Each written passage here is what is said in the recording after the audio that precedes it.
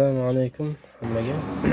Bu Damas avtomobillarida katta yonadigan bakovul qo'yilganda, platformada ham, pavorotda ham yonadigan qilib, ular tartibini bitta tushuntirib o'tmoqchiman.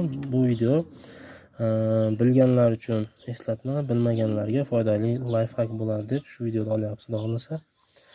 Hop, sizlarga buni tushuntirib o'tsam, real shunday turganda mana shunday turganda mana ko'rsatsa sizlarga tushunarliroq bo'ladi.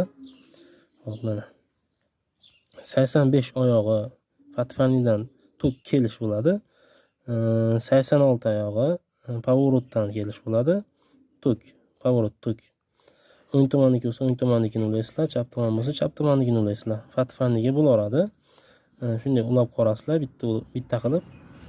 Hop, 87-oyog'i prямой tok bo'ladi. 30 chiqib ketish bo'ladi. 30 chiqib ketish ulasanglar, xudo xolasa.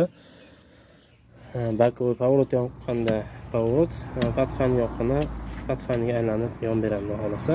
Mana shu ko'rinishda. Aytishingiz mumkin, mini relay yokida boshqacha ulanish tartiblari ham bor deyishingiz mumkin. Klient xohlaganini qilib beramiz. Birinchi o'rinda klient aytganini qilamiz. Klient yoqish uchun ish qilmadi o'zi.